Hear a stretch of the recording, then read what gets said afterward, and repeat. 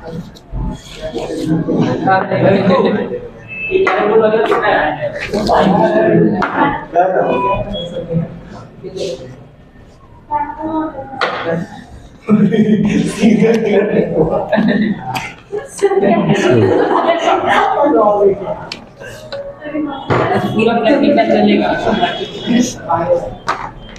समझाते हैं तुम लोग को जोरदार तरीके से। सेंटर ऑफ मास पहले इससे समझते हैं, ठीक है। इसका सेंटर ऑफ मास कहाँ पर होगा तुम बताओ। रुको पहले थोड़ा बेवकूफ लोग से, इसका सेंटर ऑफ मास कहाँ होगा ये वाले उस दिन, क्योंकि हम पूरा 1 घंटा वही समझाए। बताओ कहाँ होगा इसका सेंटर ऑफ मास? कहाँ पर? यहाँ पर बीच में, इधर, यहाँ पर।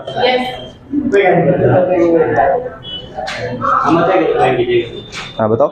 दोनों साइड उंगली रखिए और धीरे धीरे पास लाइए। हाँ मिल गया। ये सेंटर ऑफ मास हिल रहा है। इसको हटा दो। अब देखो अब कहाँ आएगा सेंटर ऑफ मास? अब एकदम मिडिल में आएगा, क्योंकि मास डिस्ट्रीब्यूशन एकदम यूनिफॉर्म हो गया है, एकदम सेंटर पे। देखो एकदम सेंटर पे सेंटर ऑफ मास। इसके अलावा और कहीं पर नहीं आएगा, शिफ्ट नहीं होगा कहीं पर और, ठीक है। अब इसका देखते हैं रॉड का। रॉड का पहले ये बताओ मोमेंट ऑफ इनर्शिया कितना होता है? Moment of inertia of rod ml²/12। क्यों? उस दिन बताए थे ml²/12 क्यों होता है इसका? किसी का जैसे हम लोग स्फीयर का अगर बात करेंगे तो कितना होता है? स्फीयर का सॉलिड वाला स्फीयर का कितना होता है? कितना होता है? सॉलिड स्फीयर का 2/5 mr²। सही बिल्कुल। तो उसका 2/5 mr²। अगर हम लोग रिंग का निकालेंगे तो कितना आएगा? mr² रिंग का। तो इसके साथ ऐसा नाइंसाफी क्यों? L क्यों रहता है यहाँ पर? सुनो भाई मेरी बात, यहाँ पर L क्यों होता है? लेंथ। तो इसका भी तो रेडियस है। रेडियस एकदम इसका नेग्लिजिबल। हाँ इसका रेडियस एकदम नेग्लिजिबल, इसलिए देखो रियल रॉड ऐसा दिखता है ना? सही। हाँ इसका सेंटर ऑफ मास कहाँ आएगा? रॉड का बीच में आएगा सेंटर ऑफ मास, एकदम देखो बीच में आएगा, एकदम बीच पे सेंटर ऑफ मास, एकदम सेंटर पे। इसके अलावा और कहीं भी शिफ्ट करेंगे तो गिर जाएगा। हाँ ऐसे भी कर सकते हैं, ऐसे भी निकाल सकते हैं सेंटर ऑफ मास। यहाँ पर आएगा, इसको हटाने के बाद यहीं पर सेंटर ऑफ मास आएगा, यहाँ पर बैलेंस होगी सेंटर ऑफ मास। अब हम लोग इसका करेंगे। अब ये समझेंगे कि जो मोमेंट ऑफ इनर्शिया है, मोमेंट ऑफ इनर्शिया जो है और जो सेंटर ऑफ मास है उसमें क्या रिलेशन है। मोमेंट ऑफ इनर्शिया और सेंटर ऑफ मास में रिलेशन क्या रिलेशन है? Moment of inertia centre of mass में देखो, मोमेंट ऑफ इनर्शिया का फॉर्मूला लोग क्या पढ़ रहे हैं? mr²। यही पढ़ रहे हैं ना? m का मतलब मास ऑफ द बॉडी। तो उस दिन बहुत बार ये बता चुके हैं कि मोमेंट ऑफ इनर्शिया सबसे पहले किस पे डिपेंड करता है? मास ऑफ बॉडी पे और axis, distance from the axis of rotation, है ना? Distance from axis of rotation, distance from axis of rotation. चलो देखते हैं इसके थ्रू देखते हैं, ठीक है। अभी इसका मास सबसे ज्यादा है, क्यों? क्योंकि इसमें पानी सबसे ज्यादा भरा हुआ है, पूरा खतरनाक भरा हुआ है। अभी इसका जो रेडियस है यानी कि r, उसको थोड़ा नजदीक रखते हैं। मास जो है वो रेडियस के सामने, अभी देखो रोटेट करता है ये, अभी आराम से, उतना कष्ट नहीं हो रहा रोटेट करने में। इसको बढ़ा देते हैं, कष्ट बढ़ गया ना घुमाने का। अगर इसको और, वही उस दिन समझा रहे थे कि युगांडा में बांधेंगे, अगर इसको और दूर कर देंगे तो क्या होगा? तब तो बहुत ज्यादा कष्ट बढ़ जाएगा, घूमना ही बंद हो जाएगा, है ना? लेकिन अगर पास से घुमाएंगे तो एक भी हमको कष्ट नहीं होगा उसको घुमाने में। यानी कि जो मेरा मास रहेगा वो जितना पास होगा किसके? एक्सिस ऑफ रोटेशन के, उतना कम कष्ट होगा, उतना घट जाएगा मोमेंट ऑफ इनर्शिया। सही बात है? हाँ ठीक है। चलो इसके थ्रू तो समझ गया कि क्या कहानी है मोमेंट ऑफ इनर्शिया का। घुमाने में कष्ट, और कैसे कम करेंगे इस कष्ट को घुमाने में? जैसे रेडियस तो कम कर ही रहे हैं, और क्या करना चाहिए? पानी कम कर देते हैं, वही मास कम कर देते हैं तो काम बन जाएगा, ठीक है। अब समझो कि सेंटर ऑफ मास और मोमेंट ऑफ इनर्शिया को हम अभी कैसे रिलेट करेंगे। सेंटर ऑफ मास को मोमेंट ऑफ इनर्शिया से रिलेट कर रहे हैं। पहले सेंटर ऑफ मास क्या समझ में आया? वो स्पेशल पॉइंट जिसपे ये बैलेंस हो रहा है, एक पॉइंट पे जिसपे ये बैलेंस हो रहा है, या फिर जिसपे ये बैलेंस हो रहा है। स्पेशल पॉइंट सिर्फ एक ही पॉइंट पे बैलेंस हो रहा है, अब इसका बैलेंसिंग करेंगे अभी हम लोग, ये कहां बैलेंस होगा, इसको बैलेंस करेंगे, लेकिन पहले चेक करते हैं कि इसका सेंटर ऑफ मास का मोमेंट ऑफ इनर्शिया से क्या रिलेशन है, पहले वो समझना है क्या रिलेशन है। अगर हम लोग सेंटर ऑफ मास खोज लेते हैं, अगर हम लोग, तो उस पॉइंट का मोमेंट ऑफ इनर्शिया मैक्सिमम की मिनिमम, सोच के बताओ, जहां पर हम सेंटर ऑफ मास खोज लेंगे उस पॉइंट का मोमेंट ऑफ इनर्शिया, उस पॉइंट से अगर हम किसी ऑब्जेक्ट को घुमाते हैं तो उस समय मोमेंट ऑफ इनर्शिया मैक्सिमम की मिनिमम, मैक्सिमम की मिनिमम, मिनिमम, सब गलत बोल रहा है। सेंटर से घुमाएंगे, सेंटर से जब इसको घुमाएंगे तो कष्ट सबसे कम नहीं होगा घुमाने का, और सबसे तेज घूमेगा ये। रुकने का कष्ट, नहीं अभी घुमाने की बात कर रहे हैं, घुमाने में कष्ट। अब चलो चेक करते हैं इससे, देखो अभी इसको हम क्या करते हैं कि इसके अबाउट घुमाते हैं, ठीक है, इसके अबाउट घुमाते हैं, इसके अबाउट देखो कैसे घूमेगा यहां से, ये अभी एक्सिस ऑफ रोटेशन, इसका distance from axis of rotation ये है, ये ना हुआ, ये हुआ, चलो इसको घुमाते हैं, मतलब अनसिमेट्रिकल है, ये सेंटर ऑफ मास है, ये सेंटर ऑफ मास है, नहीं घुमा रहे हैं, वही देखो सेम टॉर्क दे रहे हैं, और मोमेंट ऑफ इनर्शिया हम बताया था टॉर्क देते हैं क्योंकि हम इसको ऐसे रोटेशनल इफेक्ट दे रहे हैं, ठीक है, अभी बहुत कष्ट हो रहा है। अब क्या करते हैं कि इसको और इधर साइड में ले जाते हैं, अब क्या होगा, साइड में और ले जाने से कष्ट और बढ़ जाएगा ना, क्योंकि रेडियस और बढ़ते जा रहा है। अब तो और धीरे हो गया घूमना, क्योंकि अब इसका इनर्शिया क्या हो गया है, बढ़ा कि घटा, बढ़ गया दोस्त, तब ना घुमाने में कष्ट हो रहा है। देखो R और I प्रोपोर्शनल है ना, तो अगर R को बढ़ाएंगे ये तो I बढ़ जाएगा ना, तो कष्ट बढ़ गया है। कहां पर इसको बैलेंस करें, सेंटर ऑफ मास पे, तो ये इसका कहीं पर, इसका सेंटर ऑफ मास कहां पर है, कहां पर इसका, यहां पर सेंटर ऑफ मास है। चलो अब देखते हैं यहां पर घुमा के, देखो उसी टॉर्क पे उतना ही घूम रहा है ना, सेम घूम रहा है। ऐसे भी कर लो, कोई दिक्कत नहीं, ऐसे घुमा लो, एक ही बात है, ऐसे भी घुमा के देख लो, वही है, घूम रहा है, वही सेम टॉर्क दे रहे हैं, सेम टॉर्क पे ज्यादा इफेक्ट प्रोड्यूस कर रहा है, क्यों, क्योंकि सेंटर ऑफ मास पे घुमा रहे हैं इसको। अब देखो यहां पर एक होल था ना, यहां पर देखो अभी हम किए हैं, एक और होल यहां पर भी है, और ये सेंटर ऑफ मास नहीं है इसका, ठीक है, यहां पर देखते हैं, यहां पर और थोड़ा कम हो जाएगा, बहुत ज्यादा डिफरेंस नहीं होगा, लेकिन हाँ होगा, डिफरेंस तो रहेगा।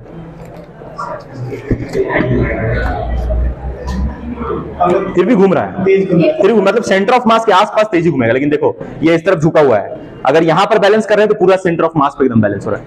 अभी इसका सेंटर ऑफ मास हम दिखाएंगे कहां पर, इतना आसान नहीं है इसको ऐसे खड़ा ऐसे करना है, इसको इतना इजी नहीं है इसका सेंटर ऑफ मास खोजना इसका, ठीक है।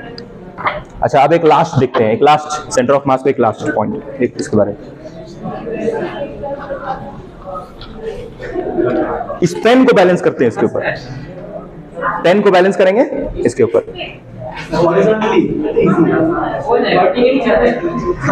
हो गया बैलेंस, अरे हो जाएगा दोस्त, देखो एकदम पक्का तौर पे बैलेंस हो जाएगा, हो गया बैलेंस, बैलेंस हो गया ना। अब ढक्कन हटाते हैं, अब कहां पर आएगा सेंटर ऑफ मास, बीच में आएगा, अभी कहां पर था, यहां पर था, अब ढक्कन हटा दिया तो कहां पर आएगा सेंटर ऑफ मास, इधर शिफ्ट कर जाएगा बीच में, यानी कि जिधर मास भारी रहेगा उधर शिफ्ट होता है। जब ऐसे ढक्कन लगा हुआ था तो भारी मास किधर था, ढक्कन की तरफ, तो इधर शिफ्ट हो गया, और इधर हल्का था उधर उससे दूर हो जाएगा सेंटर ऑफ मास, है ना। अब देखो अब तो इक्वल डिस्ट्रीब्यूशन है, अब देखना पूरा बैलेंस हो जाएगा, ये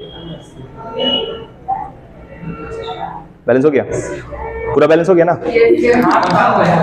लेकिन बैलेंस हो जा रहा है, बैलेंस हो रहा है।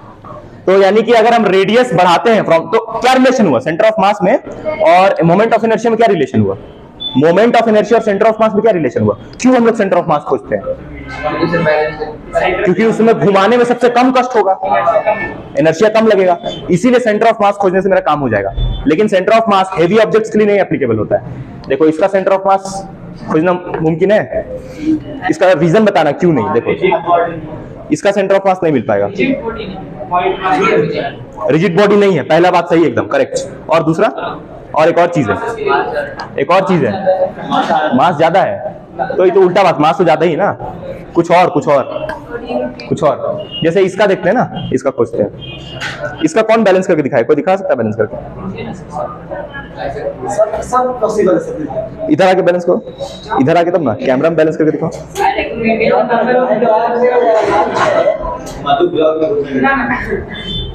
इधर आके बैलेंस करके दिखाओ, आओ तुम आओ छोटू इधर आओ। अरे तुमको बोल रहे इधर आओ। देखो देखो उसे टकरा मत जाना भाई। देखो हम तो बैलेंस कर लिए हैं, देखो बैलेंस कर लिए हम तो। चलो तुम करके नहीं इसमें होल में नहीं घुसाना है, होल में नहीं घुसाना, होगा ही नहीं। करो ओ ताली बजा ताली बजा। इसको बैलेंस करके दो दोस्त, इसको बैलेंस करो। इसको बैलेंस किया तो चॉकलेट मिलेगा, इसको बैलेंस किया तो चॉकलेट मिलेगा, इसको बैलेंस किया तो चॉकलेट मिलेगा। या फिर जो रीजन बताएगा कि बैलेंस क्यों नहीं हो रहा है, उसको रिजिड बॉडी नहीं मानते हैं। एक और रीजन करो करो balance. Sir centre of mass टूट रहा है। क्या रीजन है इसका बताओ नहीं बैलेंस होने का? मास ये है सर, ये इसका उंगली का बल कम है, फोर्स कम है। तो फोर्स अगर कम लगेगा तो सेंटर ऑफ मास नहीं मिल पाएगा, नहीं खोज पाएंगे सेंटर ऑफ मास। और ये रिजिड बॉडी नहीं है, रिजिड बॉडी नहीं है। इसलिए जो भी हम लोग पढ़ाई करते हैं सब रिजिड बॉडी के लिए। देखो ये भी रिजिड बॉडी, ये दोनों भी रिजिड बॉडी, और ये सब भी बना रहे वो रिजिड बॉडी है। पॉइंट मास का यहाँ पर कोई एप्लीकेशन नहीं। सेंटर ऑफ मास हमेशा बड़ा ऑब्जेक्ट के लिए होता है ना, छोटा ऑब्जेक्ट के लिए सेंटर ऑफ मास नहीं होता है। छोटा ऑब्जेक्ट जैसे ये वाला पॉइंट मास तुम बोल रहे हैं ना, चलो ये पॉइंट मास है। ढक्कन और कूट को कंपेयर करेगा तो ये पॉइंट मास होगा, इसका सेंटर ऑफ मास कहाँ होगा? इसका सेंटर ऑफ मास खोज के तुम करेगा क्या? इसका तो मास यहीं पर है, बहुत कम एरिया है, बहुत कम एरिया, तो सेंटर ऑफ मास का बात क्यों करेगा? तो इसलिए पॉइंट मास रहेगा तो सेंटर ऑफ मास का कोई डिस्कशन नहीं चलेगा वहां पर, ठीक है। यानी कि सेंटर ऑफ मास, कंक्लूजन सुनो, कंक्लूजन ये सब करवाने का, सेंटर ऑफ मास एक स्पेशल पॉइंट है। सेंटर ऑफ मास एक स्पेशल पॉइंट है जहां पर क्या होता है, जिसके अबाउट ऑब्जेक्ट बैलेंस होता है। और जहां पर सेंटर ऑफ मास खोज लेंगे वहां का मोमेंट ऑफ इनर्शिया यानी कि आई सबसे कम होगा। क्यों सबसे कम क्यों होगा?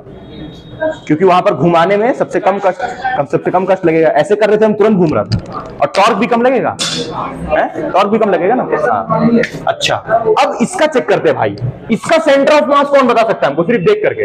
इसका सेंटर ऑफ मास, ये सबसे स्पेशल क्वेश्चन है यहाँ पर इसका, और इसका हम लोग अभी सॉल्व करके भी निकालेंगे। कहाँ पर? यहाँ पर, इधर ऊपर, हाँ यहाँ पर, इस जगह पे, यहाँ चलो यहाँ पर मार्क करते हैं, ठीक है। यहाँ पर नहीं बैलेंस होगा दोस्त, रिजिड बॉडी नहीं है वो। चलो देखो सुनो, इसका सेंटर ऑफ मास कहाँ होगा? देखो हम बताते हैं, यहां पर होगा, यहां पर होगा इसका सेंटर ऑफ मास, इस पॉइंट पे। सेंटर ऑफ मास जो हेवी मास होता है उसकी तरफ शिफ्ट करता है। ए सुनो रे, देखो यहाँ centre of mass heavy object की तरफ शिफ्ट करता है ना, तो इन दोनों का मास जोड़ेगा 3m + 4m कितना होगा? 7m। इन दोनों का जोड़ के 3m। कहां होना चाहिए सेंटर ऑफ मास? 7m की तरफ होना चाहिए। देखो वही हम मार्क किए हैं। तो हम लोग ये कैसे देख रहे हैं? ऐसे डिवाइड कर रहे हैं ना, मतलब इसको 3m ले लिए और इसको कितना 7m, तो 3m कम है ना और 7m ज्यादा है, तो सेंटर ऑफ मास बीच में नहीं होगा, कहां होगा? शिफ्ट करके 7m की तरफ आएगा, यानी कि यहां पर होगा। तुम लोग आया समझ में ये क्यों शिफ्ट किया? अच्छा अब इसके अबाउट देखो तो, अब इस सब हटाओ, इसको हटाओ, अब इन दोनों को कंपेयर करो, इन दोनों को ऐसे डिवाइड करो, यहां से m + 4m कितना होगा? 5m, और इधर 2m + 3m कितना होगा? 5m होगा। यानी कि इसके बीच में कहीं पर है, तो नीचे क्यों आ रहा है फिर? क्योंकि इन दोनों का भी तो देखना है, ये नीचे घसकेगा ना, तो कहां पर आएगा सेंटर ऑफ मास? यहां पर आएगा एग्जैक्टली, है ना? हाँ सर, नहीं हो रहा, नहीं हो रहा। क्या चीज? भेजिए, हाँ भेजिए, नहीं हो रहा। यहां पर आएगा, यहां पर होगा ना सेंटर ऑफ मास पक्का? क्यों यहां पर होगा? क्योंकि हमको दोनों को देखना है ना, 2m + 3m, इस मतलब 2m + m, यहाँ 3m, और इन दोनों का 7m। तो सबको देखते हुए सेंटर ऑफ मास कहाँ होगा? यहाँ पर। हाँ बोलो, किन दोनों साइड का? हाँ हाँ, थोड़ा सा इस तरफ शिफ्ट करते हैं। क्वेश्चन खुद से नहीं बना सकता है ना, ये क्वेश्चन किताब का है, तो किताब सोच समझ के यहाँ पर सेंटर ऑफ मास का होगा उस हिसाब से। यहाँ पर देखो इन दोनों के बीच में कहीं पर भी ले लो, चाहे यहाँ यहाँ ले लो, यहाँ यहाँ यहाँ कहीं पर भी ले लो। क्यों इन दोनों के बीच में कहीं पर भी? सही बात हम बोल रहे हैं, दोनों के कहीं पर भी ले लेगा, बीच में कहाँ लेगा? सेंटर पे लेगा, और सेंटर से थोड़ा नीचे। नीचे क्यों जाना पड़ेगा? हाँ, क्योंकि इन दोनों का मासेस ज्यादा है, इसलिए नीचे खसकेंगे, तो यहाँ पर आएगा सेंटर ऑफ मास। अभी देखना, जो हम लोग फॉर्मूला पढ़ रहे हैं ये वाला, उससे भी निकल जाएगा कि सेंटर ऑफ मास यहाँ पर आएगा। मतलब अगर इस पूरे प्लेन को इसके अबाउट हम ऐसे उठाएंगे तो बैलेंस हो जाएगा, हो जाएगा। इसका कहाँ आएगा? ये वाले का। इसका सेंटर ऑफ मास कहाँ पर आएगा बताओ? मान लो यहाँ पर 1 kg रहता, मान लिए 1 kg यहाँ पर है, चलो 1 kg मान लिया, ठीक है 1 kg है, तब सेंटर ऑफ मास यहाँ होता। लेकिन 1 kg हटा दिया ना यहाँ से, यहाँ तो ये पार्ट है ही नहीं ना, तो सेंटर ऑफ मास थोड़ा घसक के कहाँ आ जाएगा? यहाँ पर आ जाएगा। अभी देखेंगे, अच्छा तो तुम इसको इसके अबाउट ऐसे उठाएगा तो यहाँ पर बैलेंस हो जाएगा। मतलब ये पूरा ऐसे उठाए और इसके अबाउट ऐसे बैलेंस किए तो बैलेंस हो जाएगा। हाँ, क्योंकि यहाँ पर इसका सेंटर ऑफ मास आएगा। अभी देखना, न्यूमेरिकल से इसका सेंटर ऑफ मास यहाँ पर आ जाएगा। इन दोनों का तो बहुत आसान है। कौन हैवी है बताओ? 3m। तो यहाँ पर होगा सेंटर ऑफ मास, क्योंकि हैवियर मास की तरफ शिफ्ट करता है। ठीक है, चलो आप क्वेश्चन करते हैं, अब मजा आएगा करने में।